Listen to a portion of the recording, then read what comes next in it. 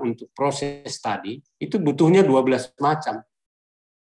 Jadi kalau sekarang saya kira berbicara pupuk tunggal ya sudah malah sangat enggak relevan gitu. Ya mungkin dulu pemahamannya begitu. Ada perusahaan, ya saya kan membimbing mahasiswa dari berbagai perusahaan ya. Di lapangan ternyata pemahaman juga beda-beda. Ada, saya lihat perusahaan itu dia tahu apakah pengaplikasian pupuk itu tidak bersamaan karena masalah teknis, karena pupuknya belum tersedia misalnya. Ya itu saya mungkin kalau itu seperti mau apa kita, ya kan? Ya, jadi kalau bicara pupuk tunggal tapi diberikan bermacam-macam tunggal, itu kan itu yang kita harapkan misalnya. Misalnya Bapak di kebun kan punya urea, punya MOP, punya RP, ya kan? Punya juga dolomit. Itu sudah 5 unsur di sana. Ya kan? Udah 5 itu. Jadi itu kan tunggal dia enggak apa-apa sebetulnya. Tapi tunggal, masing-masing tunggal diaplikasikan bersama-sama. Itu yang benar. Nah, itu.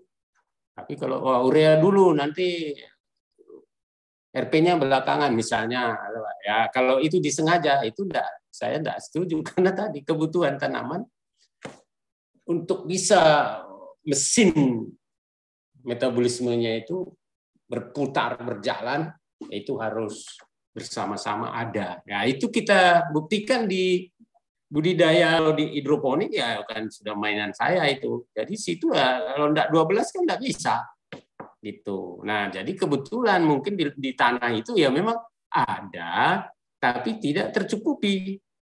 Ya, tapi nggak pernah kita pikirkan bahwa itu penting.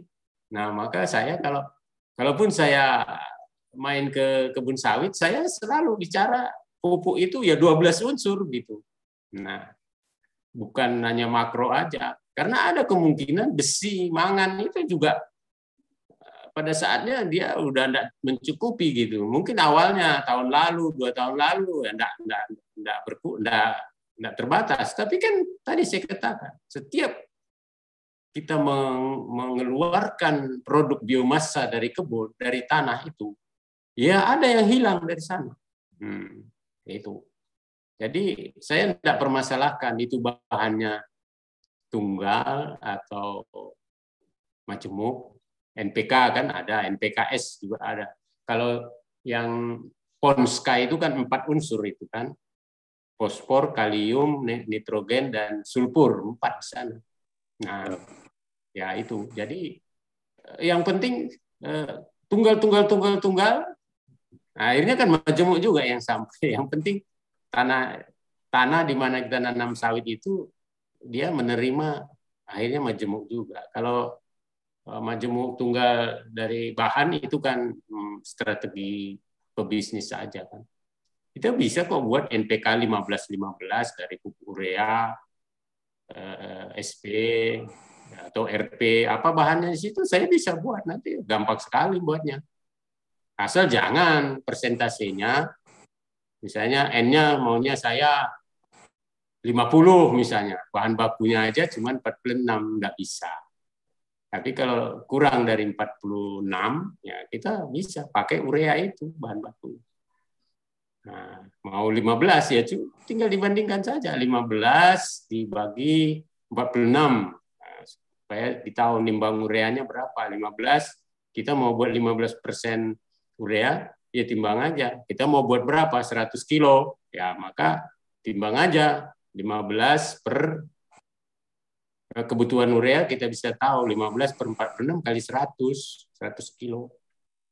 Kan kurang lebih 50 kilo urea untuk membuat perbandingan. Begitu juga SP, kalau SP bahannya atau RP, ya tinggal persennya berapa di sana. Kalau RP misalnya 21%, 21 per 15, misalnya NPK 15. Nah, berarti 15 per 21 kali 100 kilo. Nah, itu kita timbang RT. Nah, dicampur nanti. Nah, itu sudah NPK majemuk. Itu yang kita aplikasikan. Jadi kita aplikasikannya dalam bentuk majemuk. Nah, tadi kita buat dari tunggal gitu. Tidak apa-apa, pupuk tunggal bahannya. Saya meracik 12 unsur kan tunggal-tunggal. Itu 12 unsur itu untuk makro aja ada bahannya 4 macam. Ya, 4. Untuk 6. Karena ada yang membawa 2 unsur dalam satu. Misalnya kalau untuk nitrogen, itu kan bisa dari kalsium nitrat, bisa dari kalium nitrat. Nah, kalau untuk P-nya dari MKP, sekarang namanya monokalium fosfat, atau KH2PO4. Itu ada, tapi dijual di tempat-tempat tertentu kalau kita cari. Lalu kalau kiserit di kebun, nah, itu MgSO4 itu. Nah, itu kiserit. Sama dengan kiserit yang di teman-teman pakai di kebun itu, kiserit itu dua unsur di sana, magnesium dan sulfur. Nah, kalau dolomit itu 2, kalsium, magnesium. Maka kalau baru saja kita mengaplikasikan dolomit untuk menaikkan pH misalnya, nah nanti kebutuhan kiseritnya harus dipertimbangkan karena dolomit sendiri sudah menyumbangkan magnesium. Supaya tidak, ya kan tanaman itu hanya menyerap sesuai kebutuhannya. Jadi ya kita kan perlu efisiensi. Nah, maka perlu dihitung baik-baik seperti itu. Gitu Pak. Makin jelas apa makin kabur? Makin jelas Pak. Makin jelas Pak. Terima kasih kalau gitu. Ya masih ada lagi. Ayo kita diskusi di sini. Karena kalau teknis aplikasi kan kita di Indonesia ada yang murni manual. Dulu kita zaman manual dengan sekarang sudah manual dulu, teknis aplikasinya dituding salah aplikasi, dosisnya nggak merata dan lain sebagainya gitu. Tapi pada saat sudah mekanisasi yang kita anggap penyebaran penaburannya itu bisa dikatakan mendekati 100% udah sama, setiap pokoknya mendapat dosis yang sama gitu. Tetap aja ini kita yield kita masih belum beranjak naik yang terlalu signifikan gitu Pak. Oke, ya saya jawab. Jadi mengenai aplikasi, kita ini sudah di kota sebetulnya. Kita ada di kota di mana selama ini kita anggap itu kebenaran gitu, padahal tidak benar. Coba sawit, kembali lagi kita sawit. Bapak aplikasi kan di bagian luar piringan kan, itu kan radiusnya kan 2 meter kan. Iya. Nah, filosofi mupuk di piringan itu kan sebetulnya proyeksi daun ya kan. Kenapa di sawit jelas bukan proyeksi kalau 2 meter kan. Tandannya itu bisa 4,5 sampai 5 meter kan. Nah, jadi radiusnya harusnya 4 meter paling tidak. Nah, itu aja sudah keliru kita dari sisi ini. Saya tidak mau SOP ya, tapi silakan nanti. Memang kita harus out of the box sekarang ini, karena nyatanya nggak naik-naik. Padahal kita jumlah pupuk sudah, tapi karena salah cara aplikasi. Nah, jadi kalau itu kan kenapa filosofinya kenapa pada piringan? Karena proyeksi daun, ya, jadi ditarik batas habitus daun itu ke tanah. Nah, di situ ya saya tidak pernah periksa juga, tapi itu udah banyak tulisan mengatakan disitulah posisi akar rambut atau akar yang paling efektif menyerap unsur hara dan air, kan itu sebetulnya. Nah, padahal akar kelapa sawit kalau ada yang mempelajari itu sampai 24 meter aja dari pohon itu ada. Nah, saya mau kasih tahu, nanti Bapak-Bapak silakan berdiskusi di lapangan. Sebetulnya mupuk yang paling pas itu di gawangan mati. Nah, nanti saya kaitkan dengan materi berikutnya mengenai efektivitas penyerapan itu. Di gawangan mati, di mana kita meletakkan pelepah itu, Di situ sebenarnya paling efektif kalau dilihat mekanisme akar sawit itu menyerap unsur hara. Kenapa? Satu, kelembapan tanah di situ pasti selalu lebih terjaga. Nah, mupuk kurang kelembapan tanah itu tidak ada gunanya juga. Nah, air kan faktor penentu. Air bukan air hujan banyak, enggak, kelembapan tanahnya. Di situ banyak organik, tahun demi tahun melapuk di situ, pelepah itu, lalu di situ pasti di mana bahan organik banyak, di situ kemampuan tanah memenahan air itu makin tinggi. Itu salah satu fungsi bahan organik yang sangat penting. Maka kita aplikasikan janjang kosong di lahan pasiran kan itu sebetulnya menambah satu, meningkatkan kemampuan menahan air.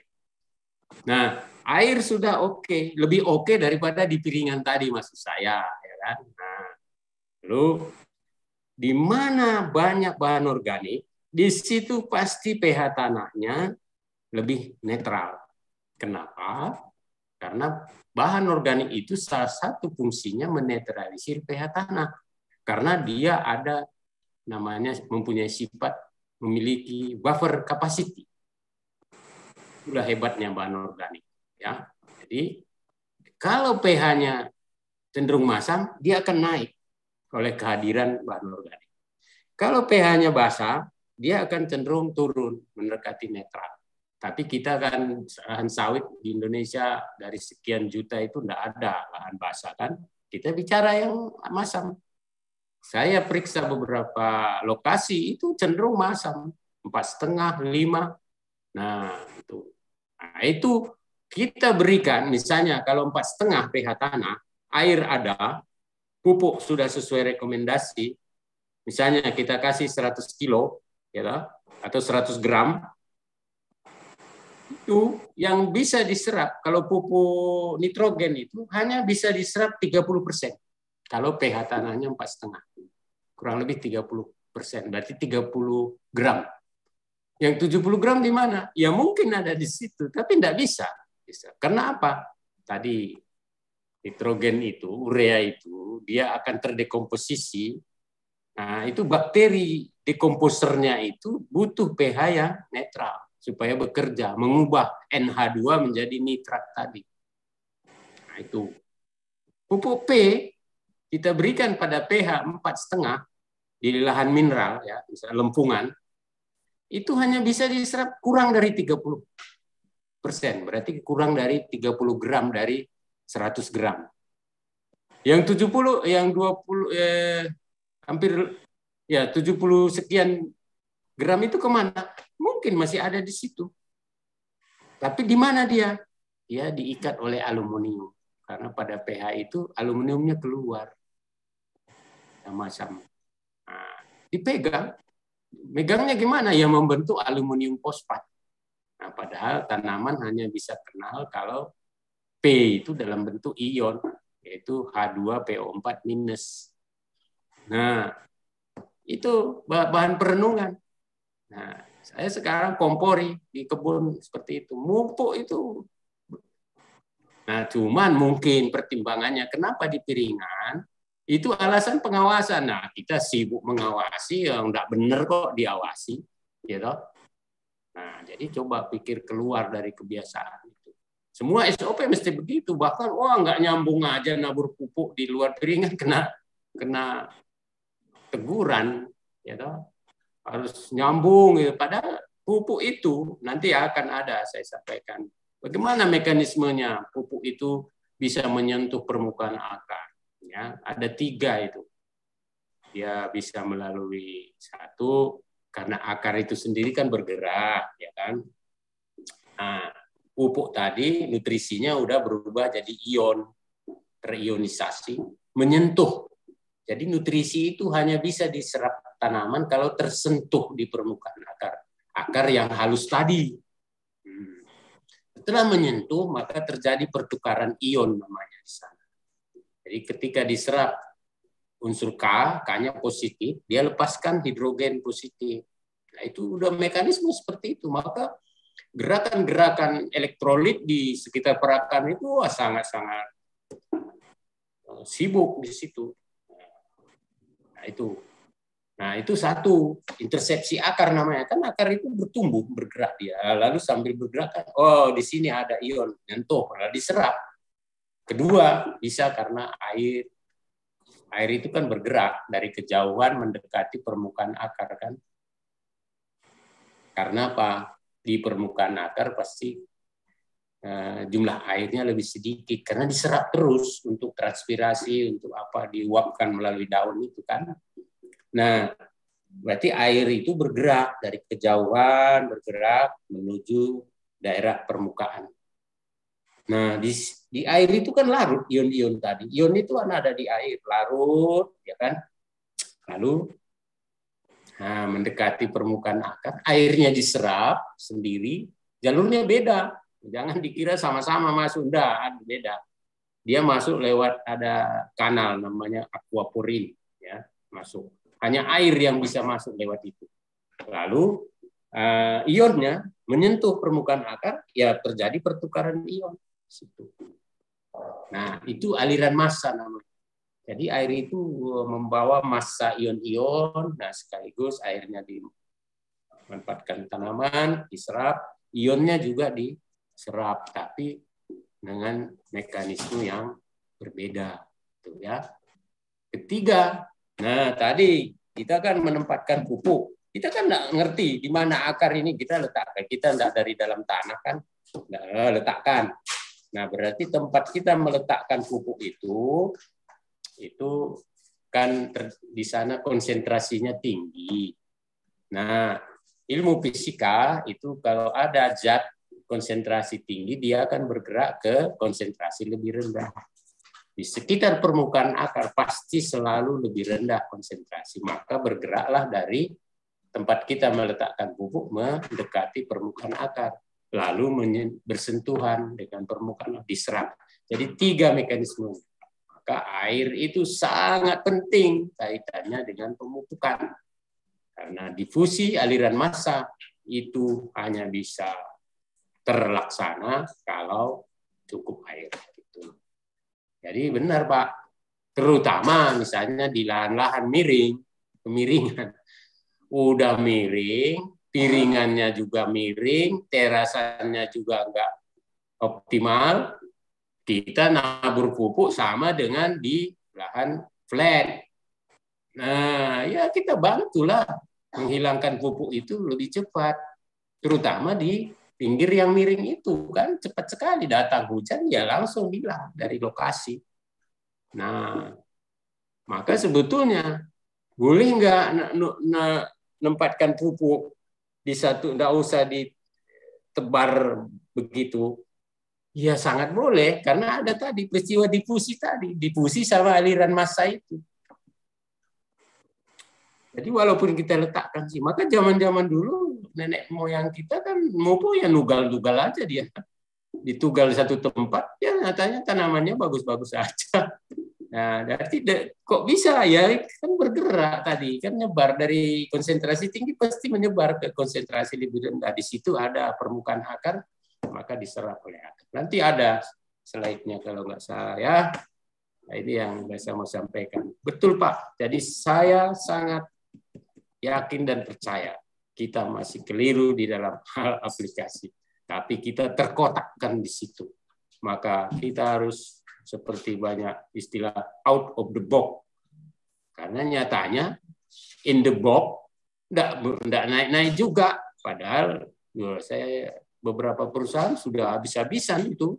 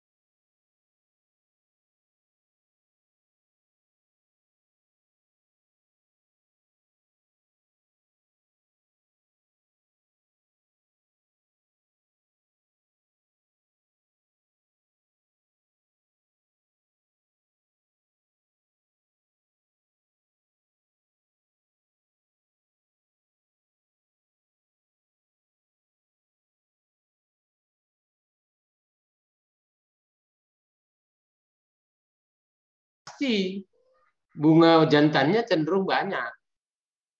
Bunga betinanya berkurang kan, potensi janjang kan dari bunga betina, Pak. Ya. Nah, itu. Nah, maka ya kita memang perlu sensus seks rasio itu. Untuk men-tracing gitu kalau nanti. Jadi tonase itu kan ya jumlah janjang dan BJR. Nah, kalau jumlah janjang menurun, itu pasti pembentukan minyak juga pasti turun. Nah, OR-nya pasti turun juga. Itu metabolisme tidak bisa setengah-setengah. Nah, jadi kalau BJR-nya tinggi lalu OR-nya rendah, ya enggak sejalan. Ya, biasanya diikuti OR tinggi juga, maka tonase CPO-nya tinggi. Gitu. Nah, jadi saya urutkan lagi, yang mempengaruhi pembentukan bunga betina itu, atau dia akan cenderung jantan, kan bunga sawit itu, ya sampai hari ini saya pelajari, bunga sawit itu dia keluar dari titik yang sama, mau jantan atau betina itu. Nah, nanti dia mau jantan atau betina tergantung tadi, dia stres suhu apa tidak, dia stres air apa tidak, dia stres tadi overpruning atau underpruning. Nah, lalu nutrisi salah satu atau salah banyak. Nah, itu akan cenderung bunga jantan, maka seks rasionya kan jadi kecil. Gitu. Nah, kalau seks rasio kecil berarti artinya jumlah bunga betinanya sedikit. Nah, bukan berarti kita tidak butuh bunga jantan, tetap butuh. Nah, itu. Lalu juga Pak, jangan lupa tadi Bapak lihat elodiobiusnya, jangan sampai. Atau itu bisa dideteksi sebetulnya kalau Bapak jalan di PKS, banyak ompong-ompong apa enggak. Nah, itu kan menentukan BJR, Pak. Fruit set itu kan mempengaruhi BJR kan.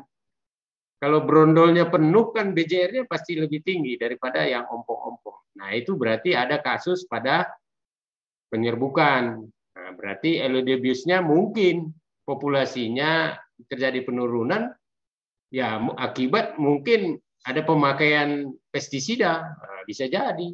Nah, dan bahkan di Kalimantan saya sarankan perlu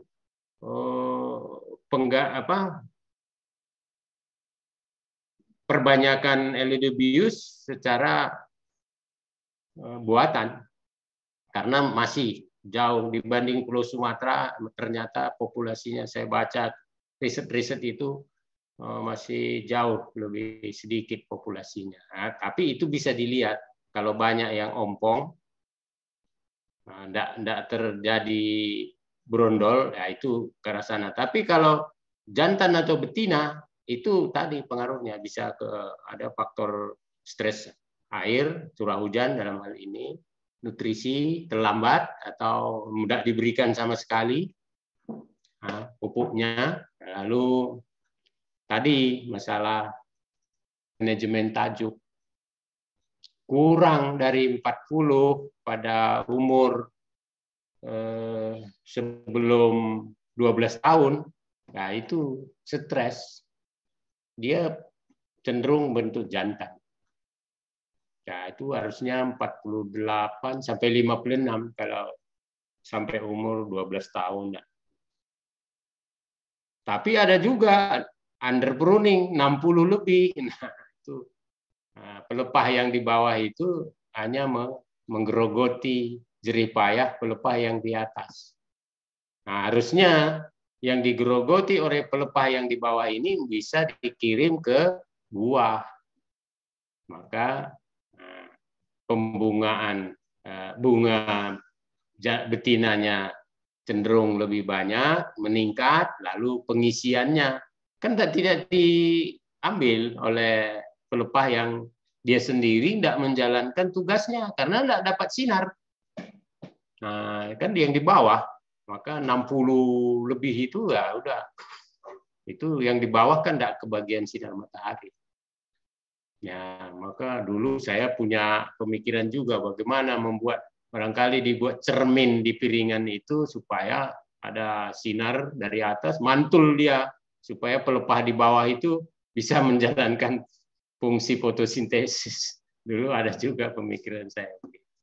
Seperti itu Pak Crosby. Ya Pak, baik Pak. Contohnya Ya, gini Pak, ya. saya sudah dari yang saya amati mungkin ada 3 faktor contohnya yang saya fokuskan. Satu, masalah tadi underpowering ya. Yang kedua mungkin saya lihat di lapangan masalah perawatan tanamannya yang masih bermasalah. Kemudian mungkin yang ketiga masalah pemupukannya yang belum baik, artinya mulai dari penaburannya, sekuen pemupukannya. Nah itu Pak, seandainya itu 3 hal itu saya benahin, saya yakin ada perubahan. Kemudian kira-kira menurut Bapak masa pemulihan itu berapa lama? Ya 2 tahun lah. Maka jangan main-main kita. Lama ya. Tadi kan ada grafik itu. Kenapa perkebunan rakyat itu tertunda peaknya? Ya itu karena kurang tidak mengerti perawatan. Dia ada puncaknya, tapi terlambat dibanding di perusahaan besar. Itu kan karena tidak diurus itu. Ya kalau dibilang gitu, ya enggak punya pengetahuan tentang itu. Maka ya kita harus berbagi gitu. Ya, jadi bisa 2 tahun Pak. Maka ya kita enggak boleh main-main tahun ini karena nanti efeknya lama. Itu sawit. Itu yang saya pelajari begitu. Nah, jadi enggak bisa Bapak hari ini nanti tahun depan ya butuh waktu lah. Tapi harus diperbaiki. Nah, karena itu makin lama ya makin susah kembali. Ya kan sama kalau stunting, anak-anak stunting ya enggak bisa udah SMP SMA mau diperbaiki tinggi badan ya enggak bisa. Walaupun diberi gizi apa ya enggak bisa. Mungkin dia setelah lulus SMA langsung jadi pebisnis, uangnya banyak, dulu waktu kecil ya miskin, lalu wah makan yang mahal-mahal, ya kan tetap aja enggak bisa naik lagi. Ya karena ini proses metabolisme, enggak bisa kita. Dia butuh ya apa namanya kontinuitas. Tapi saya yakin pulih kalau bisa dia. Nah, curah hujan sana berapa Pak? Curah hujan Pak tinggi di sini Pak, setahun itu di atas 2.000 Pak. Setiap bulan ada hujan? Ada, dia tiap bulan itu tidak hari hujan. Jadi minimal dalam 1-2 minggu itu ada hari hujan Pak. Oh, asal setiap bulan ada hujan. Berarti itu tidak ada bulan kering. Tidak ada bulan kering itu ya. Dari sisi kelas kesesuaian lahan itu S1 itu tidak ada masalah. Ya. Kelas kesesuaian tanah 15% pasir, 25% gambut, selebihnya mineral. Gambutnya berapa? Oh, sekitar 25% lokasinya. Pak. Oh, lokasinya. Ya, total areal. Ya ada sekitar 5.000-an Pak. Oh, itu 15% pasir. Ya pasir ya udah, nggak ada pilihan Pak. Kalau sudah ada pabrik, ya Janjang harus balik sana, Janjang. Nah, itu solusi yang paling dekat kalau di kebun, mengembalikan Janjang ke kebun. Kalau itu sudah ada apa? Land aplikasi. Ada Pak. Nah, itu kan biasanya ada endapan itu di land aplikasi itu. Nah, itu kan solidnya. Itu bagus juga itu. Itu sekitar saya analisis bisa 1,5% nitrogen sana. Ada juga kaliumnya, ada juga pin. Tapi tinggi nitrogennya sana. 1,5%. 1,5% kalau bisa mengurangi 1,5% pupuk urea kan lumayan banyak. Nah itu cuman bagaimana memanagenya, karena itu kalau sempat kering kan tidak mau basah, itu keras kan. Nah, saya dulu ada punya rencana mau saya tambahkan rekomendasi pupuk, jadi dia diaplikasikan dalam bentuk organic plus gitu. Jadi misalnya itu sebagai pembawa carrier, jadi dicampur nanti pakai alat untuk melumat, sama saya waktu itu sudah rencanakan penyediaan forklift ya, supaya bisa ngaduk-ngaduk itu loh, bukan forklift, eskavator kecil, sama itu membuat penggiling supaya dimasukkan situ langsung dicampur dengan pupuk. Rekomendasi misalnya pupuk urea berapa, SP berapa, atau RP dan MOP dicampur jadi satu, itu yang dibawa ke lapangan. Kalau hanya solidnya itu kan jadi padat, itu dia tidak mau diairi lagi. Hidropop dia sifat menolak air kalau sudah kering. Maka kalau dicampur kan sudah berubah karakternya, tapi dia tetap membawa 1,5% urea. Bisa kita kurangkan kebutuhan urea 1,5% itu. Jadi itu sayang sekali kalau tidak dimanfaatkan. Harusnya dibawa ke lokasi lain, tidak hanya di lain aplikasi, karena kalau di sana terlalu banyak juga kan ya, ada batas kemanfaatannya juga. Sedangkan kalau di lokasi lain, terutama yang pasiran itu bagus sekali tuh. Itu. Iya, itu Pak. Lalu miring, lahannya miring, relatif datar ya. 80% datar, Pak.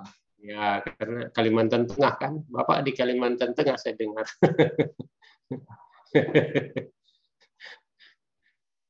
Bulan November saya ke Kubar itu, saya udah dengar Bapak ke Kalteng. Saya tahu punya di sana, punya lahan di sana. Supaya bisa nyambi kan gitu ya. Ya, enggak apa-apa, Pak. Oke. Ya, gitu Pak Crosby. Nanti kita banyak. Pak. Ya, itu bagus untuk dipersiapkan untuk judul penelitian itu, perbaikan itu. Bapak buat aja itu perbaikannya. Jadi nanti ada data awal, Bapak catat aja data awal seperti apa. Nah, nanti setelah diperbaiki hasilnya seperti apa. Udah bisa jadi tesis itu. Nah, nanti kalau ya siapa tahu kepilih saya, nanti saya bimbing. Ya Pak, makasih Pak. Ini urusannya manajemen. Baik, ada yang lain teman-teman, bapak-bapak?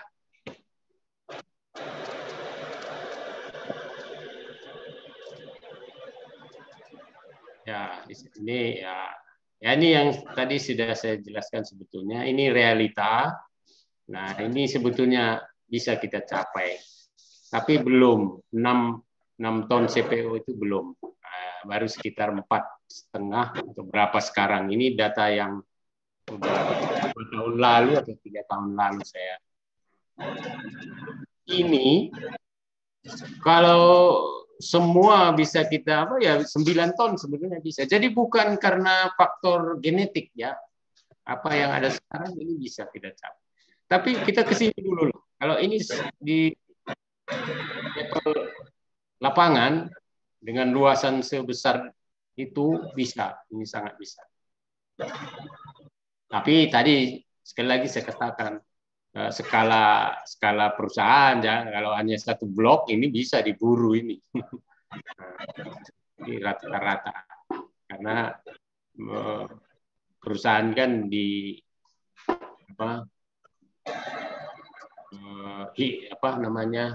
sehat tidak sehatnya perusahaan kan ditentukan seluruh areal, bukan areal yang bagus saja, yang tidak bagus ya juga harus ditangani. Nah, jadi saling gitu ya, oke. Nah, ini faktor-faktor tadi yang mempengaruhi gap tadi ya. Bibit ya kan sudah ada tanamannya ya sudah. Nanti kalau replanting baru dipikirkan. Kalau sudah ada, nggak usah kita bicarakan. Nah, nanti replanting baru betul-betul bahan tanamnya terjamin. Karena ini nanti 3-4 tahun baru kelihatan, ya toh. Atau enggak, buahnya banyak apa enggak, gennya kan baru kelihatan. Nah, ini perlu kita mendapatkan bahan tanam yang benar-benar bisa terjamin. Lalu ya ini sudah kita bicarakan semua tadi. Ya. Nah, lalu termasuk tadi peran Elidiobius. Ya kalau nggak ada Elidiobius, itu kan hanya angin yang memindahkan serbuk sari ke kepala putik, ke bunga betina tadi. Nah itu biasanya yang bagian luar-luar aja, kan angin nggak bisa masuk ke dalam. Nah makanya biasanya di bagian dalam-dalam itu nggak ada, rondolnya nggak ada. Sehingga fruit set-nya kecil. Nah, kalau fruit set-nya rendah, mungkin hanya 40-50% dari yang seharusnya, ya maka BJR-nya pasti rendah. BJR itu ditentukan jumlah brondol. Brondol itu disebut fruit set, ya, fruit set. Karena berbuah banyak kan, majemuk. Jumlah brondolnya itu menentukan berat buah satu bulan. Ya ini satu persatu sebetulnya udah ada banyak. Nah, ini. Lalu kaitannya dengan 4 tepat ini, tepat jenis, tepat dosis, ya ini tepat tadi, tepat cara kita. Tepat cara, tepat waktu. Ya, kalau di sawit, tepat waktu itu sebetulnya, apalagi kalau curah hujan sepanjang tahun merata, sebetulnya kapan saja bisa mupuk. Nah, kalau di daerah-daerah Indonesia yang ada musim kemarau, musim hujan, ya di kemarau tidak dianjurkan memupuk, karena tadi kaitannya dengan bagaimana pupuk itu bisa larut dulu, lalu membentuk ion, ya kan. Jadi tanpa ionisasi akar itu tidak kenal. Tepat cara replace ini kan tepat cara atau tempat, ya. Tadi ya, saya sudah sebutkan berdasarkan survei, cara memupuk paling buruk di dunia adalah broadcast itu, tapi paling banyak dilakukan cara itu. Ya, ada banyak cara, cara broadcast, tugal, ya kan. Nah, kalau saya kembangkan sekarang cara lewat batang, tapi nggak bisa semua kebutuhan tanah, tapi dia sekedar suplemen bisa. Nah, dan menaikkan BJR, saya udah ujikan 5.000 pokok, BJR-nya naik, AKP naik berarti jumlah janjang kan naik, nggak seperti kasusnya Pak Rosbi tadi. Kalau turun janjang kan AKP-nya kan turun. Nah, saya kalau broadcast apa kan sudah banyak.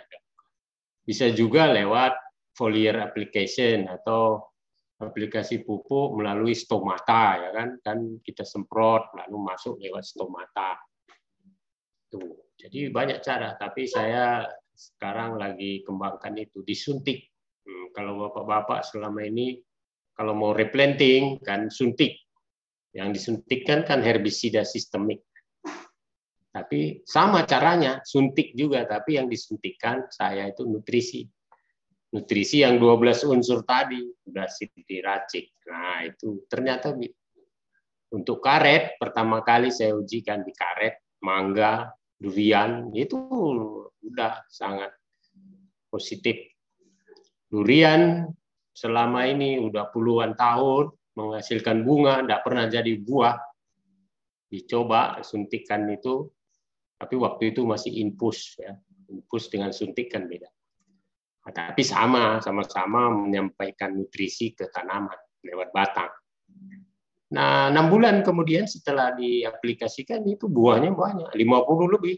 Nah, padahal belum pernah bertahun-tahun belum pernah jadi buah. Bunganya ada selalu berjatuhan saja di dekat rumah. Di daerah Garut sana saya. Kebetulan saya penelitian karet di situ ada durian ini Pak, enggak pernah jadi buah, bunganya banyak. Nah, coba aja coba. Nah, di aplikasi bulan September ya, September kalau tidak salah. Nanti Februari saya ke sana lagi tahun berikutnya. Wah, udah buahnya banyak. Bisa 50-an. Mangga di tempat saya sudah saya berikan. Kalau karet ya 2 kali sampai 200 sampai 300% untuk kenaikan. Ditandai dengan perubahan warna daun. Lihat, saya punya dokumennya semua, tapi tidak saya tampilkan sini. Nanti terlalu penuh. Ya. Oke, jadi itu masalah tepat. Tepat right place ini tepat aplikasi, tepat cara, waktu. Kalau tanaman semusim ya padi misalnya kita aplikasi sudah menguning bulir, tidak ada gunanya. Tapi kan sawit kan sepanjang tahun terus harus. Lalu sekali lagi, kalau memang bukan kendala teknis, pupuk itu ada semua di gudang, aplikasikan aja sama-sama. Ada pendapat-pendapat katanya antagonis, tidak boleh, tidak ada. Secara kimia tidak ada, saya lihat tidak ada. Di tanah itu bisa. Baru biaya aplikasikan, kalau langsung diberikan semua kan tidak berkali-kali tenaga. Itu. Nah, lalu ya cobalah aplikasinya di Tugal. Mungkin kalau gali lubang keliling butuh waktu lama sehingga nanti butuh tenaga kerja banyak. Kalau Tugal misalnya berapa itu di ya tidak apa-apa di seputar piringan, tapi kalau saya untuk lahan-lahan miring curah hujannya tinggi, udah letakkan aja, coba satu blok, cobakan letakkan di kawangan mati di bawah apa itu, di tumpukan pelepah itu. Nah, nanti Bapak lihat, diujikan. Kalau tidak ada pengujian, kita tidak akan pernah berani melakukan sesuatu yang baru. Tapi secara teoritis itu yakin ada dasarnya kita seperti itu tadi 2 itu. Kelembapan pasti lebih terjaga, pH pasti. Nah, ini dia kaitannya dengan pH ini. Nih. Ya, kalau pH 4,5 kita berarti 70% lebih kita buang itu pupuk. Karena hanya 20 sampai 30% saja yang bisa diserap, ini dia. Nah, ini kan 30, untuk N hanya 30%. P lebih rendah lagi 23, K ya 33. Tapi kalau dinaikkan pH tanahnya 5, itu naik. Nah, semua naik. 5,5 ya naik. 6 ya naik. Bahkan kalium itu 5, 6 itu udah 100%. Tapi ternyata nitrogen dan P itu ya 7 baru. Nah, ini dasar kita. Jadi kalau kita biarkan pH, ya ini kita buang-buang. Ketika 6,5 sampai 7 pH, berarti kita tidak buang pupuk. Kita berikan 100 kilo, 100 kilo sampai. Jadi tidak ada jadi limbah waste terbuang gitu kan. Fertilizer waste itu kan pupuk dibuang.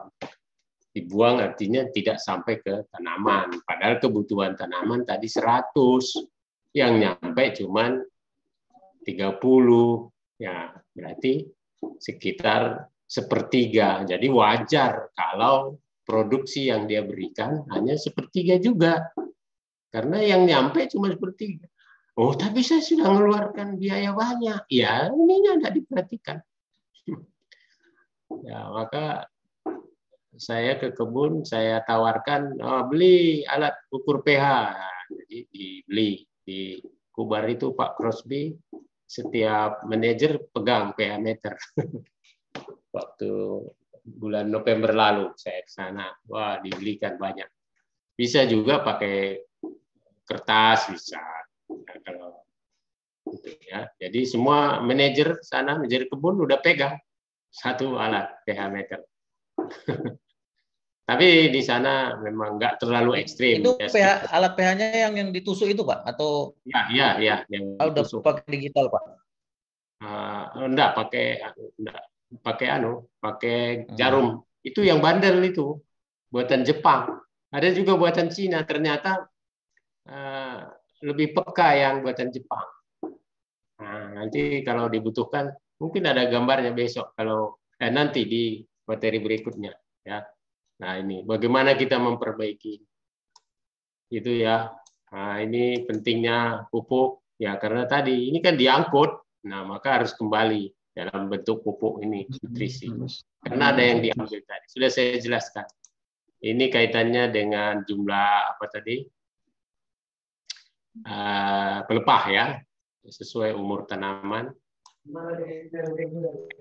LDBIUS yang tadi saya katakan sangat penting sekarang ini untuk mencapai project yang ya paling tidak 80% lah.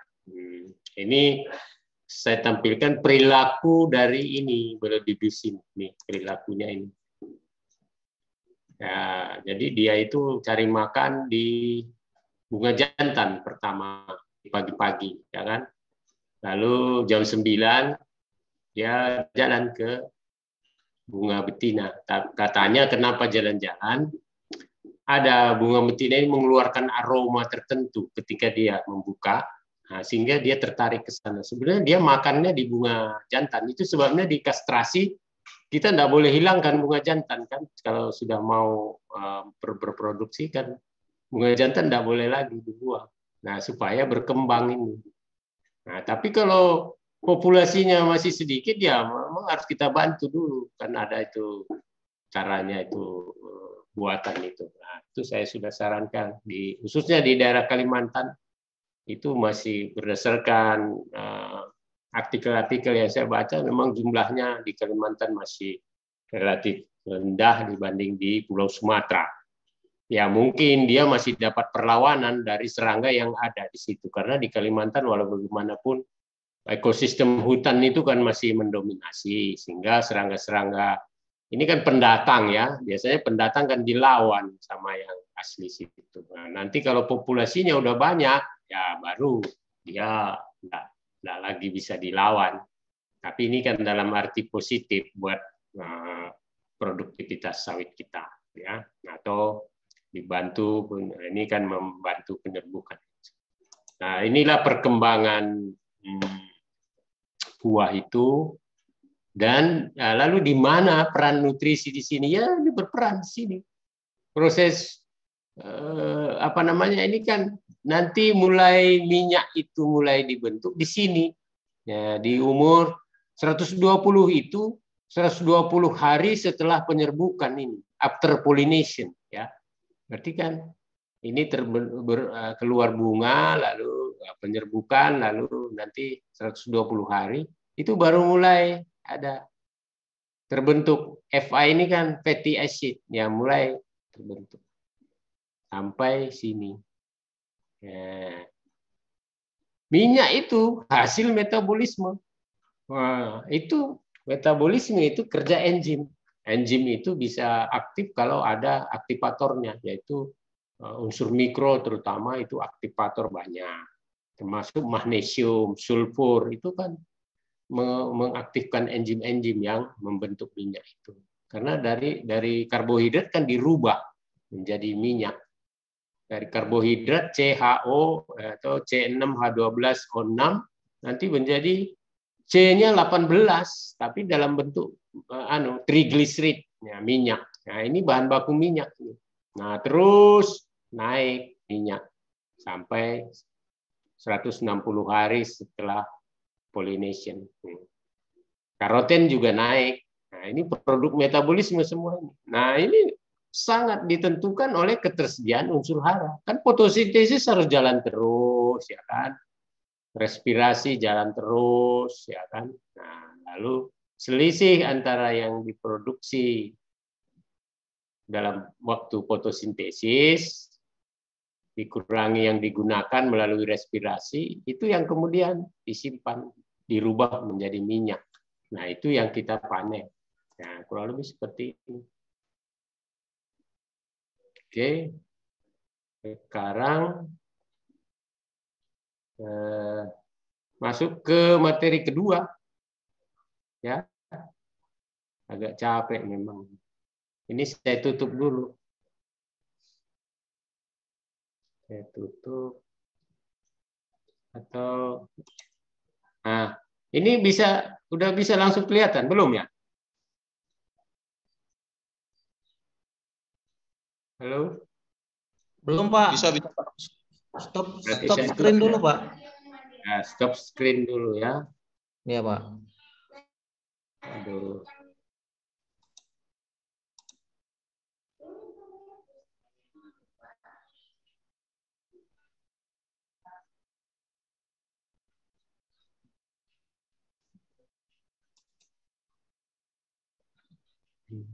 Ya.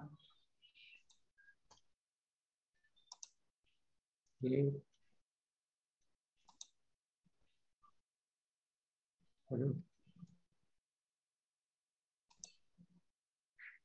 Aduh.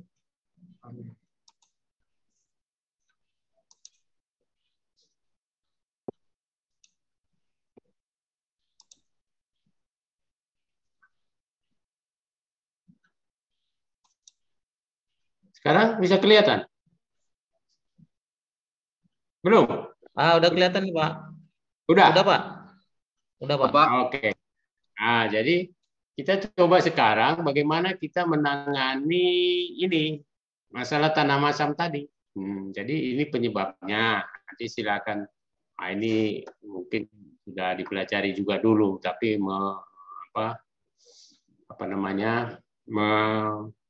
kan kita mau memperbaiki sesuatu, kita harus tahu dulu penyebabnya apa. Kalau ada masalah, penyebabnya apa? Ya inilah penyebabnya tanah itu masam, dan ini karakternya tanah masam. Lalu kalau ini kan sedikit teoritis, kenapa ada angka-angka pH tadi 5 apa saja, ya asalnya dari sini. Konsentrasi hidrogen positif ini, kalau makin banyak dia, maka karena ini minus, maka turun. Kalau turun makin masam. Ke sini berarti hidrogennya dominan, ke sini hidroksilnya dominan. Nah, ini skalanya. Nah, kita sebetulnya di budidaya pertanian itu, kita 3 itu juga jarang. Kadang gambut itu memang ada, tapi jarang. Jadi kita sebenarnya kalau bicara budidaya tanaman, ya 5 sampai 7 ini. 7,5 lah.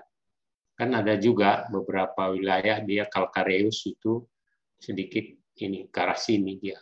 Kalau kapuran. Tapi sekali lagi saya sampaikan, lahan kelapa sawit pada umumnya ada di kesini, 4 sampai sini. Kita bergeraknya sini. Daerah humid, daerah hujan.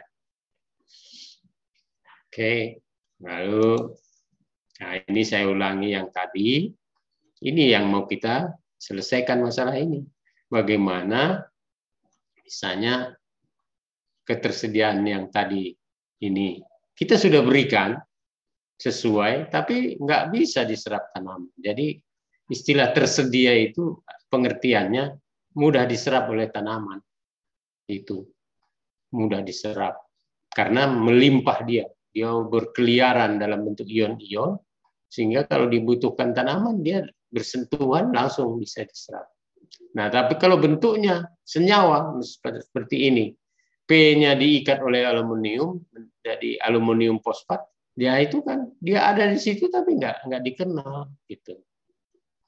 Ya, maka ya inilah yang kita harus perbaiki. Maka perlu tadi alat. Perlu alat. Tapi kalau udah aplikasi pupuk janjang kosong dalam itu pasti naik, pasti berubah. Nah, jadi ada 2 cara yang paling biasa dilakukan di kebun, tapi ya mungkin pemahamannya aja perlu kita rubah, bahwa aplikasi Janjang Kosong selama ini bukan sebagai substitusi pupuk sebetulnya. Dia lebih pada pembenahan. Jadi sebetulnya tetap, kalau saya tetap digabung. Ya, memang bisa dikurangi, tapi tetap. Siang, Pak. Ya, oke. Silakan. Diskusi bentar bisa, Pak? Boleh, ya, silakan. Gini, Pak, saya punya pengalaman di areal pasir. Nah, itu kan memang kalau kita lihat growth produksinya, yield-nya tahun lalu dan tahun ini tuh signifikan naik. Jauh, sampai 2 kali lipat bulan ke bulan. Nah, di areal pasir itu memang benar seperti Bapak bilang tadi, itu kita lakukan itu 2 tahun ke belakang itu sistem pupuknya itu pakai tugal, pocket. Ya. Tapi itu hanya pupuk NPK. NPK granul, 13 granul. Kemudian juga di pasiran kita masif di aplikasi Janjang Kosong, Pak. Karena kan memang di pasir itu kan pH kita bisa dibilang di bawah 7 lah. Selain itu juga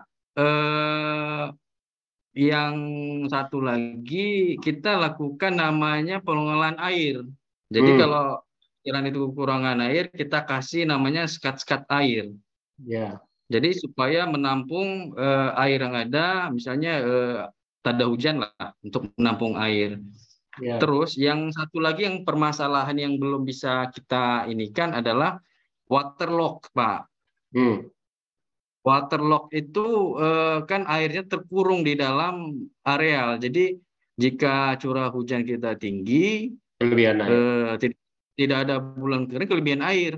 Nah, itu yang sekarang lagi kita upayakan. Nah, menurut Bapak dari beberapa komponen tadi, kalau pupuk itu apakah semua wajib ditugal atau hanya pupuk tertentu saja? Kalau pupuk mikro bagaimana? Misalnya untuk menaikkan pH kita juga perlu dolomit.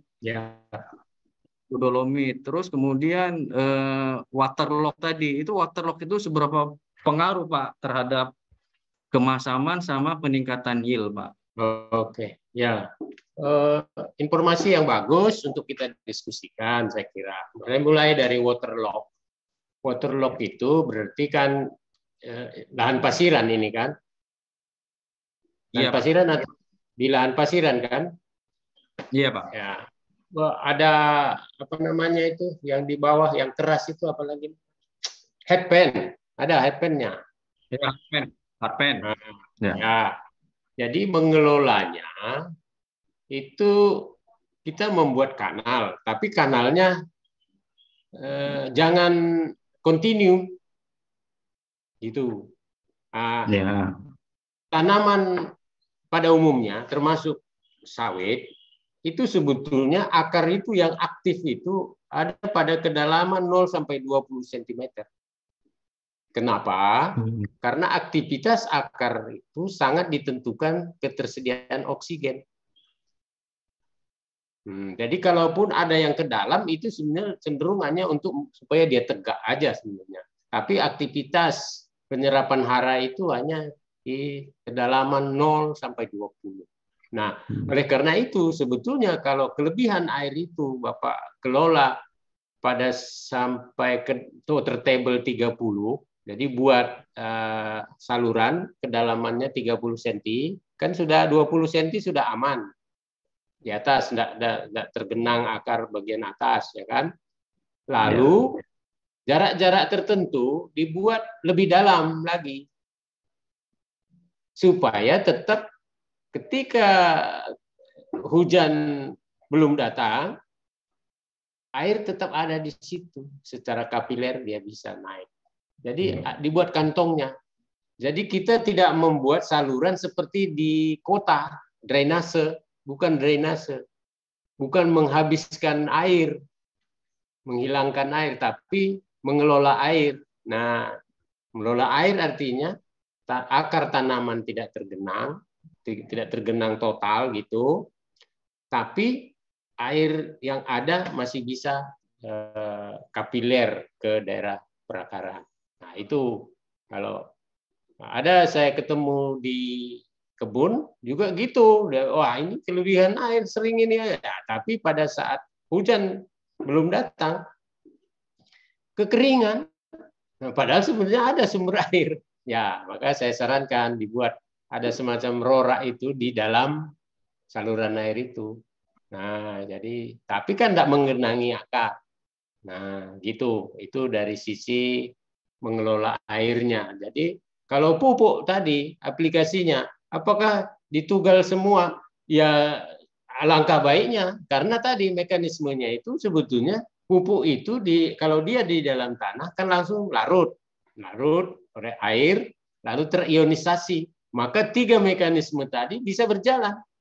Kalau kita broadcast kan butuh waktu, masuk dulu, nah, entah kapan masuknya, gitu. Tapi kalau udah di dalam, ya paling tidak tugal 10 cm lah. Nah, walaupun misalnya untuk unsur P dan K tidak menguap, nah tapi tetap ya apalagi Bapak pakai NPK ya sudah kan jadi satu. Urea itu mutlak harus ditugal dan ditutup. Pocket istilahnya ya, ditutup. Ya. Karena tadi ada mekanisme tersedianya itu melalui bentuk gas itu yang kita harus potong, jangan terlalu lama dia bentuk gas. Begitu gas langsung ada air situ, larut jadi air, jadi amonium hidroksida kan gitu. Nah itu. Nah, lalu apa tadi? Saya lupa Pak. Apalagi yang Bapak tanyakan tadi? Yang saya tanya tadi untuk waterlock itu kira-kira berapa persen sih itu, apakah itu yang kita utamakan ya sebelum kita melakukan tahap pemupukan atau aplikasi jangkau? Mungkin waterlock itu kalau kita kelola dengan baik, kelola air itu sudah mengurangi berapa persen untuk meningkatkan pH gitu Pak? Menambah berapa persen untuk meningkatkan pH?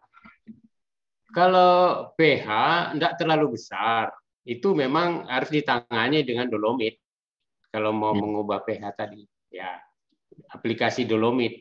Nah, kalau tergenang, akar itu kesulitan menyerap hara, walaupun misalnya pH-nya sudah tidak masalah, bisa misalnya netral, tapi dia kesulitan menyerap hara karena dia butuh energi untuk menyerap hara itu, yaitu energi itu bisa didapat kalau berlangsung respirasi namanya. Respirasi itu bisa berlangsung kalau ada oksigen cukup. Nah, kalau tergenang biasanya oksigennya kurang gitu. Maka tadi butuh penurunan permukaan air gitu. Jadi ada pengaruhnya terhadap kemampuan akar menyerap unsur hara, karena penyerapan unsur hara itu aktif. Dia membutuhkan ATP ya, energi yang dihasilkan berupa ATP hasil respirasi di sel-sel akar itu. Nah, respirasi itu bisa berlangsung kalau ada oksigen. Nah, itu kan kalau tergenang oksigen kan kurang, Pak. Nah, itu. Jadi pori-pori tanah kalau tergenang semua diisi air, udara nggak ada. Nah, kalau nggak ada udara oksigen itu kan ada di udara kan gitu. Nah, itu kaitannya ke situ, Pak. Kalau ke pH nggak terlalu banyak. Mungkin ada, tapi pH itu ya itu kita selesaikan dulu dengan, maka seperti gambut itu kan diawali dari misalnya lahan gambut kan tergenang diawali dari pembuatan kanal dulu kan. Kanal, turunlah permukaan air sampai 50 cm water table. Nah, setelah itu baru diperbaiki pH-nya. Mungkin pH-nya 3 atau 3,5 dinaikkan jadi 5 atau 6 paling tidak. Itu penanganannya. Jadi pH tetap harus ditangani dengan aplikasi dolomit.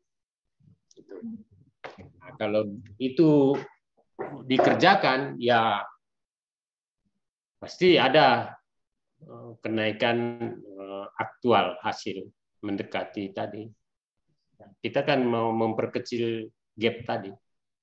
Ya, itulah solusi yang bisa kita lakukan dengan kondisi seperti itu. Karena kita perlu memahami kebutuhan apa sih yang harus kita sediakan untuk sawit. Nah, kan gitu. Nah, itu mekanisme penyerapan hara itu aktif. Maka kalau aktif, ketika mau menyerap hara butuh energi. Nah, energinya ATP. Ya, itu kalau itu melalui respirasi. Kita juga ada respirasi, tapi beda ya. Banyak orang mengartikan respirasi sama dengan pernapasan. Ya, nggak terlalu pas. Ya, memang kita bernapas butuh udara, tapi sebenarnya yang kita butuhkan oksigen masuk di paru-paru, nanti masuk ke darah, oksigennya masuk ke sel-sel. Di sel, kalau respirasi itu berlangsungnya tingkat sel. Nah, di sini sel akar tanaman. Di sana ada mitokondria namanya, tempat memproduksi ATP itu. Bagian dari sel itu sendiri, organella. Ya, salah satu mitokondria namanya. Di sanalah diproduksi. Semua sel hidup punya mitokondria. Di situ tempat menghasilkan ATP. Nah, dan digunakan bahan substratnya itu karbohidrat. Maka tanaman kan dikirim hasil fotosintesis ke bagian akar juga dikirim melalui xilem itu, melalui floem itu kan. Nah, digunakan. Nah, itu semua keperluan. Semua sel hidup pasti dikirim. Nah, lalu digunakan itu bahan baku, diambil energinya di situ. Nah, kalau kita kan makan, lewat makan pagi, siang, sore, malam, itulah energi kita untuk kita bisa berpikir, buat laporan, memikirkan, mencari menyelesaikan masalah itu butuh energi. Maka kita kadang kok saya lapar lagi ini ya karena kita mikir butuh ATP ya. Tanaman juga begitu.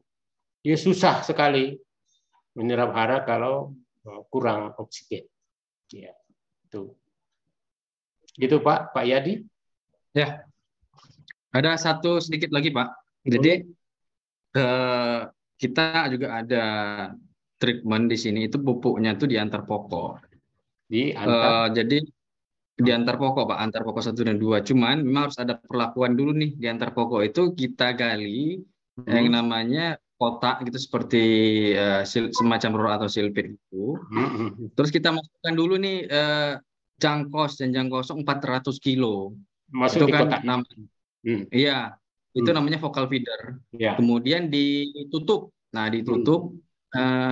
ditutup kemudian setelah beberapa waktu itu kan mulai terdekomposisi nih jangkosnya. Jadi yang ditutup itu menurun Pak. Jadi membentuk cekungan. Nah, di situ rencana kita di atas itu tadi kita aplikasi pupuk. Menurut Bapak itu bagaimana? Sangat setuju. Itulah yang saya sebut out of the box. Saya sangat setuju, itu akan terjadi perubahan, benar. Tapi memang selama ini masih kita coba di areal pasir saja Pak, yang di mineral mungkin belum. Kita coba di areal pasiran, tapi baru kita. Jadi yang seperti Bapak sampaikan di awal tadi kan seharusnya kan pupuk itu dilumpuhkan kan di gawangan mati itu supaya lembab kan di situ. Nah, ini kan kita kasih jangkos itu kan supaya biar lembab juga. Gitu. Jadi kita aplikasi saja daripada kita pocket memakan tenaga dan cost lebih output tenaga dan cost lebih besar. Kalau seperti itu kan mungkin selain menambah kurangnya unsur hara di areal pasiran, terus kemudian juga aplikasi broadcast di situ kan bisa menambah ini juga mengurangi cost juga Pak. Ya. Saya 100% setuju. Ya itu yang saya maksud, implementasinya di lapangan seperti itu. Karena Bapak sudah menyediakan pemegang air tambah jangkos ya kan. Nah, dan udah pH sudah tidak ada masalah itu, sudah ada. Nah, lalu udah akar tinggal datang ke situ nanti. Ya. Mungkin waktu Bapak membuka itu Akarnya sudah terpotong sebagian, enggak? Rata-rata ya ada yang sudah terpotong juga sih. Enggak apa-apa, itu dia pasti akan regenerasi itu. Nanti tuh, ya, nah, itu yang saya maksud. Itu keluar dari kebiasaan. Kita enggak mikir lagi. Itu udah puluhan tahun sudah zaman Belanda, ya kita ngikuti aja. Padahal nggak naik-naik. Dulu kenapa orang Belanda itu? Dia kan lahannya masih lahan kelas 1 semua. Itu yang dipegang PTPN itu kan relatif datar. Wah, nggak ada gambut-gambut, nggak ada pasir, nggak ada, nggak mau dia buka. Pasti hutan yang sangat perawan dia buka, dijadikan kebun. Karena penjajah. Jadi masalahnya beda dengan yang kita. Kita S3 saja berebut kok. Ya kan? Sekarang. Nah, masalahnya jauh beda. Maka kita harus berpikir sesuai masalah yang sedang kita hadapi, bukan mengikuti apa yang dulu. Karena beda situasinya. Masalahnya beda. Solusinya pasti beda. Nah, itu. Ya saya sedang kompor ini, kalau saya berdiskusi ya udah keluar dari kebiasaan. Nah, ditahan mineral pun bagus juga, terutama yang kemiringan Pak. Dia kan mematahkan aliran permukaan. Kalau hujannya melebihi debit, hujannya melebihi infiltrasi kan ada aliran permukaan. Nah itu kan. Nah, kalau ada itu Pak, wah masuk ke situ kan memperkaya juga di situ. Jadi kalaupun bergeser humus itu ya enggak jauh-jauh, dia ada sekitar situ. Gitu. Untuk lahan mineral yang miring pertama. Kalau yang flat ya mungkin enggak ada masalah. Tapi berapa persen sih yang flat? Ya, yang miring saja kita berebut dengan berbagai cara kok. Ya, saya dukung 100% Pak. Itulah maksud saya tadi, implementasi dari teori yang tadi kita sudah diskusikan. Iya. Memang awalnya cost-nya besar Pak di pembuatan vocal feeder itu, tapi kan efek jangka panjangnya lebih. Wah, iya kan lebih satu kali aja kan, satu kali aja. Iya. Nah, lalu begini, seringkali kenapa manajemen itu berat sekali mau merubah? Dia hanya memikir penambahan cost. Misalnya, dengan merubah cara aplikasi pupuk, menaikkan HK misalnya 3 atau 4. Misalnya sekarang kan pupuk itu berapa? 1 HK itu 2 hektar, 3 hektar? Bisa 3 hektar. Nah, 3 hektar. Lalu kalau kita merubah, misalnya dengan buat ada tambahan HK, misalnya butuh jadi 2 HK misalnya, 2 HK dari tadi 1 HK, 2 kan naik berapa HK? Misalnya hanya 150.000, berapa sekarang HK misalnya? Ya, sekitar segitu Pak. 150.000. Tapi pernahkah kita hitung dengan merubah itu mungkin ada penambahan 1 ton saja, dari luasan HK tadi 3 hektar, 1 ton saja kalau dirupiahkan 3 juta kan? Kalau TBS misalnya 3.000 kan 3 juta. Kita ngeluarin biaya tambahan 150.000 dapat 3 juta, besar sekali kan? Untuk 3 hektar loh, maksud saya sesuai HK ya sesuai norma tadi. Ya, itu jarang dia perusahaan pokoknya wah ini kalau dikalikan 5.000 hektar sekian, iya naiknya produksi gimana? 3 juta, taruhlah 1 juta saja per hektar dari 5, udah berapa? 5 miliar kan? 5.000 hektar. Pengeluarannya cuma berapa? Jadi jarang dibahas kalau dengan manajemen. Pokoknya wah ini jadi pengalinya besar ini 2 kali, 2 kali lipat soalnya. Padahal, padahal kita itu harus dirubah konsep berpikir kita. Kita harus berubah ke arah efektif enggak yang saya kerjakan itu. Bukan karena rutinitas saja. Pokoknya wah udah begitu dari dulu. lalu kita terkungkung di situ. Efektivitasnya, kalau efektivitas tidak mau berubah, ya pasti efisiensi tetap aja ada. Karena di sawit ini salah satu untuk mengubah misalnya efisiensi, yang menaikkan produksi. Kalau produksi biaya produksi itu bisa diturunkan kan melalui penaikan produksi, ya enggak? Iya. Nah, harus ada tindakan real di lapangan, tapi bukan di atas kertas. Tanya tanaman itu, sawit itu butuhnya apa? Ya maka tadi saya awali begini loh, ini loh kebutuhannya, gini caranya. Ini yang diperbaiki supaya dia mudah menyerap hara. Itu maka saya sampaikan materi ini. Ya banyak sih, KPK apa semua itu banyak. Tapi saya melihat di lapangan, inilah masalah yang paling dekat dengan kegiatan kita sehari-hari, dan bisa dirubah, tinggal kemauan gitu. Ya, bagusnya seperti itu Pak. Lebih jadi daripada broadcast pakai ban sepeda mesin mekanisasi mungkin lebih bagus seperti itu. Nah itu, nah iya. Wah, tapi kan mungkin manajemen itu mikirnya pakai, wah pokoknya bisa menggantikan sekian tenaga kerja HKI. Bukan itu yang penting. Sekarang efektif apa enggak? Itu yang penting dulu yang kita diskusikan. Lalu alatnya apa? Nah, kan gitu. Nah, alatnya apa? Lalu berapa peningkatan biaya? Nah, berapa? Memang perlu dibuat tadi. Maka cobakan satu blok dulu. Kenapa saya minta satu blok? Karena kita bisa pakai langsung data kebun kan. Kalau per hektar, wah kita harus, dan nanti biasnya besar. Per blok, supaya kita pakai aja tren perubahan data blok, laporan di blok itu bisa kita pakai. Maka satu blok diaplikasikan kalau ada tren itu. Kalau satu blok 5.000 hektar kan kecil. Nah, tapi itu bisa mengubah peta situasi di kebun. Nah, kalau tidak ada pengujian, kita tidak akan pernah ada temuan, ada perubahan. Ada temuan baru ada perubahan. Nah, kalau bisa naik, ya seperti dulu saya ujikan lewat Batak, ya naik satu blok itu 5.000 pokok itu, BJR-nya naik. Ya cuman mungkin untuk skala perusahaan manajemen menganggap nyuntii jutaan pokok bukan juga pekerjaan mudah, itu kan mungkin. Nah, tapi yang jelas ada sesuatu pengetahuan bahwa memang nutrisi itu sangat-sangat penting gitu. Itu aja.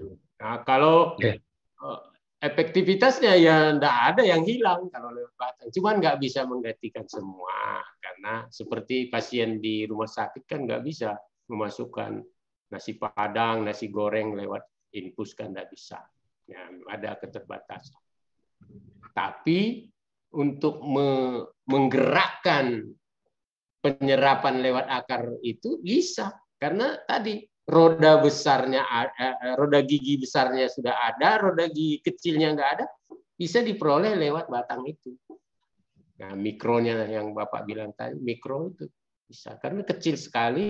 Ya, kalau di tanah diberikan kan ya gampang sekali menjauh dari tanaman, hilang. Tapi oleh batang kan pasti masuk. Nah, mungkin dari sisi itu pertimbangan bisa. Itu Pak Yadi. Ya, makasih Pak. Ya, itu lalu, nah jadi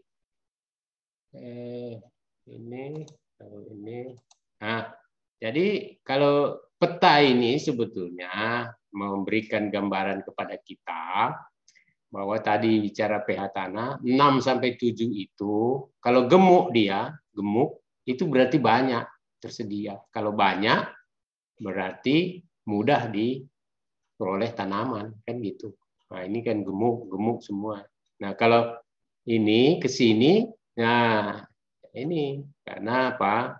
Kalau kita aplikasikan pupuk urea tadi, pH-nya sini sedikit, itu yang 30% tadi. Kenapa?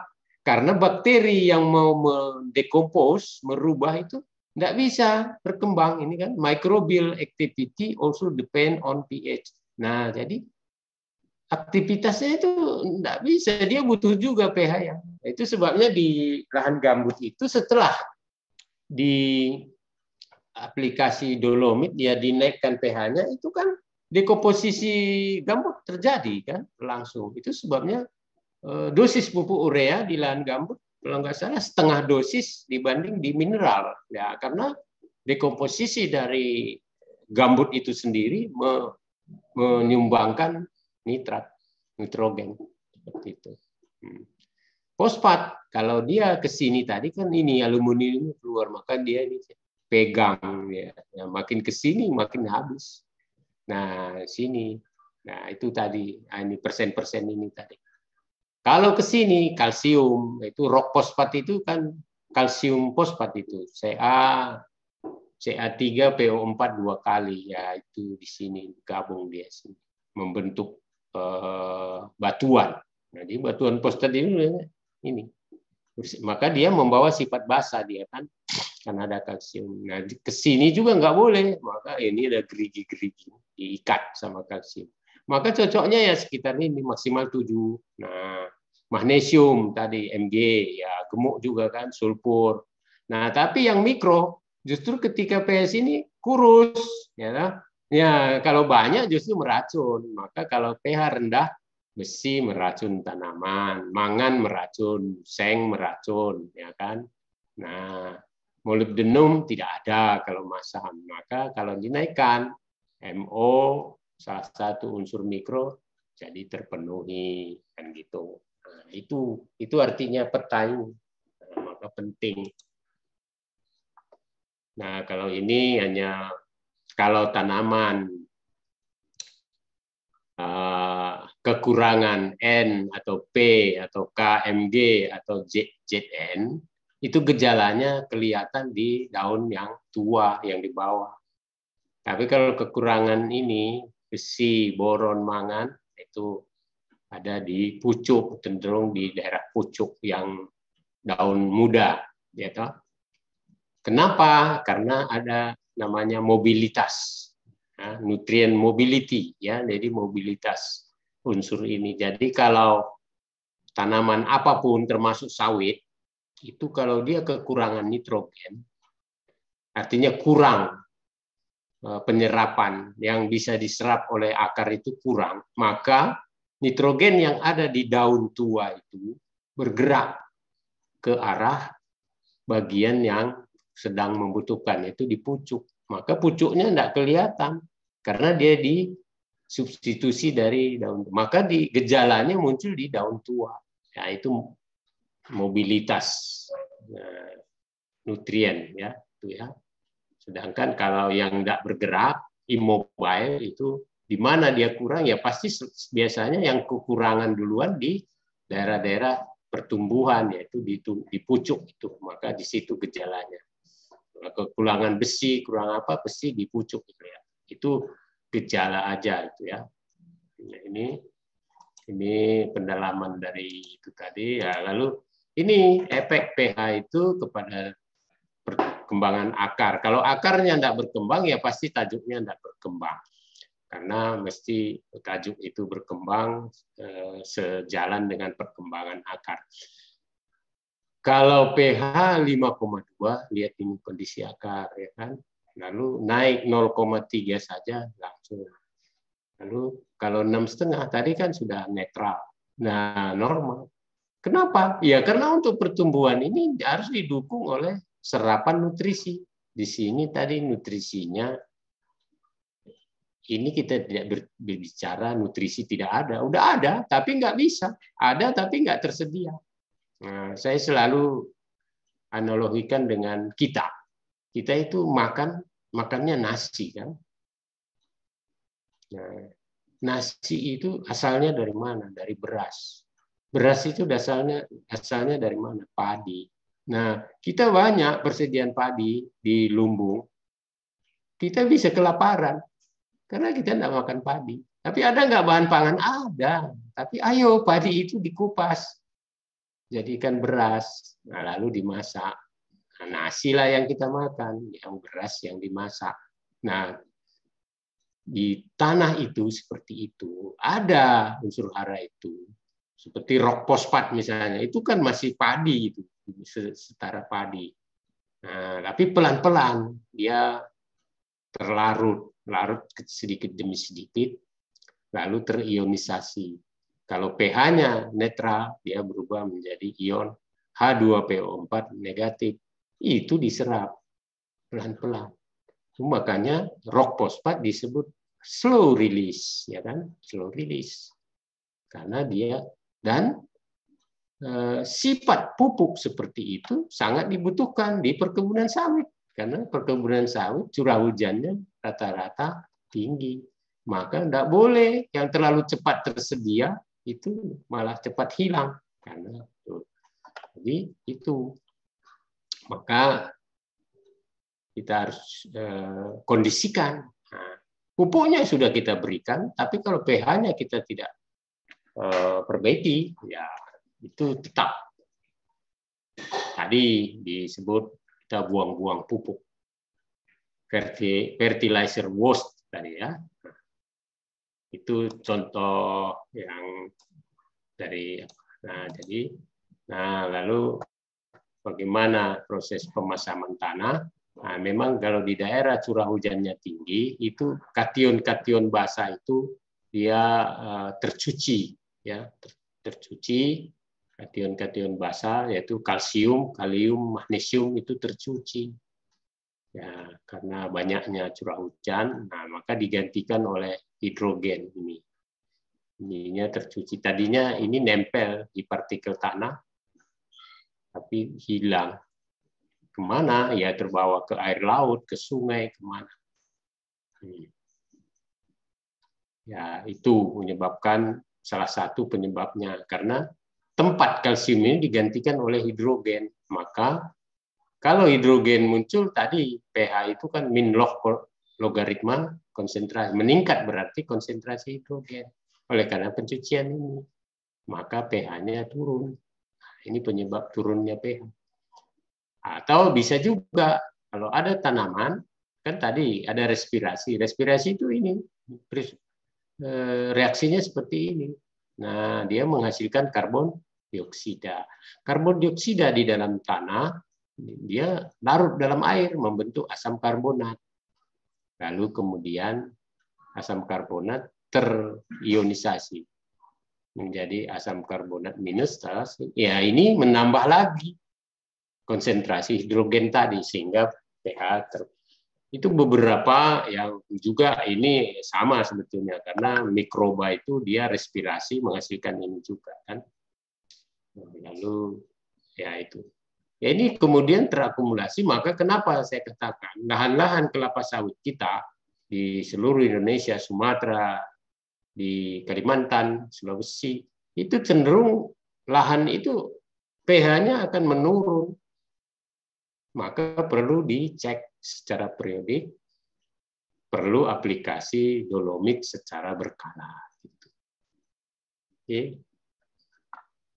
Oke, ya ini ya sedikit teoritis kaitannya ini pH, KPK dan kejenuhan basah sedikit teoritis. Kalau tertarik silakan menjadi tambahan. Nah, lalu salah satu yang bisa kita lakukan untuk memperbaiki pH tanah yaitu dengan pengapuran, itu yang banyak kita lakukan. Ya, jadi sekali lagi aplikasi kapur mestinya beda dengan aplikasi pupuk. Kalau kapur kita harusnya tebar itu seluas daerah perakaran. Nah, kalau kita masih standarnya misalnya piringan, berarti luasan piringan yang kita tahu. Kalau pupuk kan di bagian luar piringan. Karena yang perlu dinetralisir pH-nya tanah itu ya luasan itu. Maka kita bisa menghitung kebutuhan kapur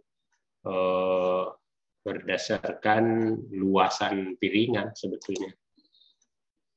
Kalau di laboratorium itu pakai ALDD ya, itu terlalu teoritis. Kita bisa hitung kebutuhan kapur dan sudah ada pengalaman. Nanti coba aja 1 hektar lahan itu kalau mau menaikkan pH dari 5 ke 6 itu butuh 2 ton dolomit. Itu dasar kita. Ya kalau di lab ya mungkin lebih eksak ya, tapi di lapangan kan eksak itu ya enggak terlalu penting, range berapa misalnya enggak mengaruh di tanah ya. Jadi ini rumusnya.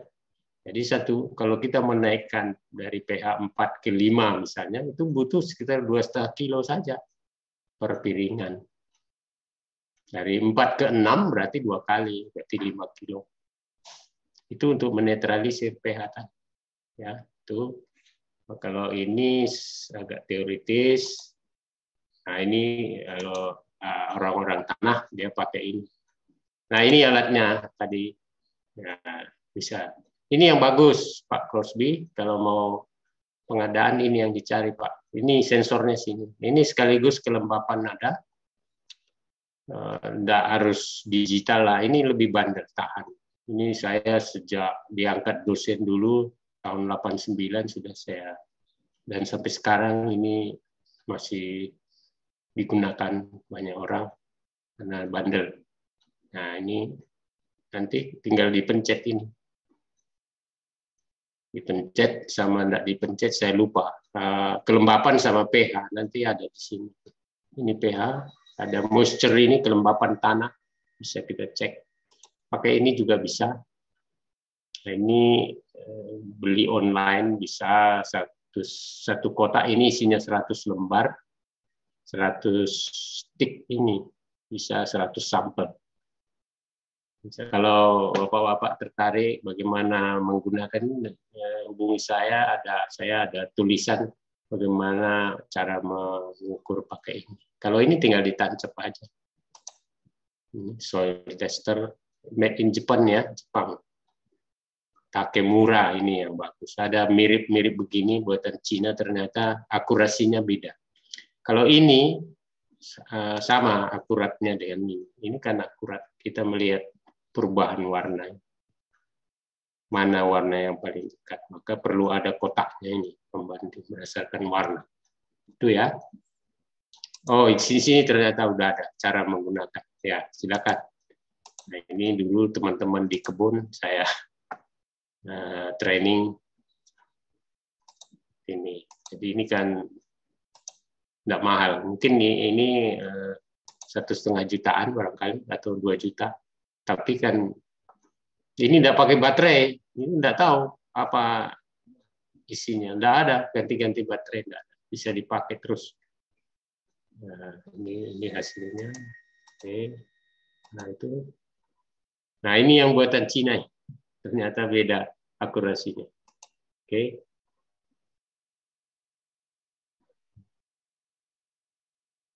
Nah, ini efek dari apa?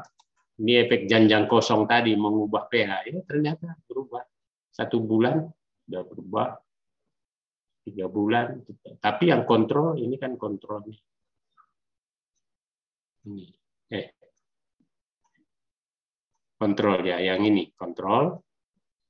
Ini di awal kan sama semua. Nah, ternyata ini dikasih janjang kosong. Ini kapur, dolomit sama janjang kosong. Lalu, nah ini kapur saja, tandan kosong saja, dan dicampur. Ternyata sama-sama menaik. Yang kontrol ya karena tidak diberi apa-apa. Jadi terbukti bahwa pemberian janjang kosong itu mengubah, menetralisir pH. Ya, ini di apa? Tanaman semusim terong juga. Nah, ini karena kapur ini ya. pH itu sangat menentukan pertumbuhan. Ini sebelum mau mati. Ini penelitian bimbingan saya. Nangis dia. Nah, lalu udah usah kamu cek pH-nya. Ini kan dia menggunakan media tambang. Lalu pH-nya berapa, Pak? Ada yang 4 kan. Oh ya. Berapa lagi cek?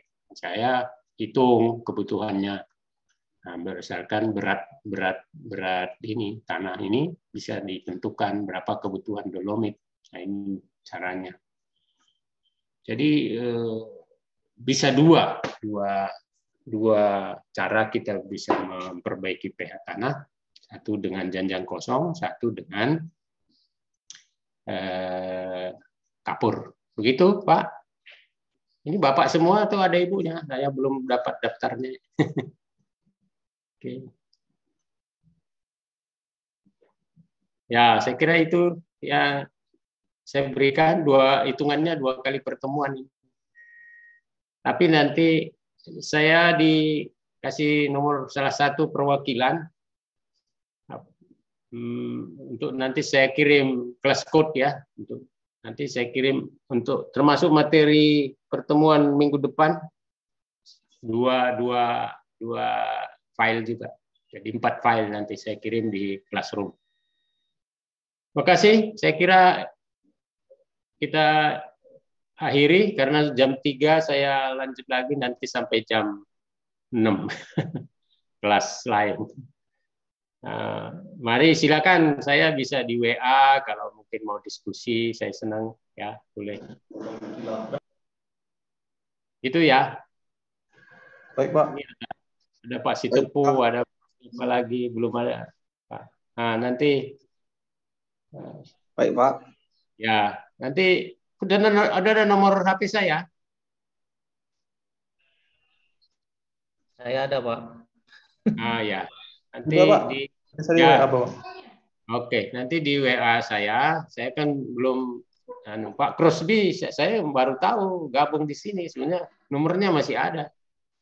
Nah, tapi yang koordinator lah supaya kan komunikasi sudah punya grup. Nanti saya kirim kelas code-nya, ini semua materi ada di sana. Nanti tugasnya ya ini agak berat ini, tapi kan cepat selesai. Minggu depan udah selesai, harusnya 4 minggu.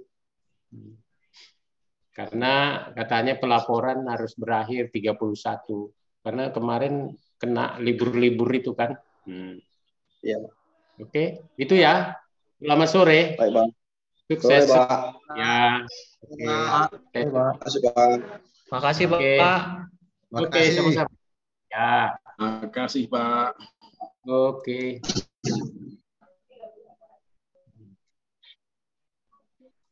Izin, Pak.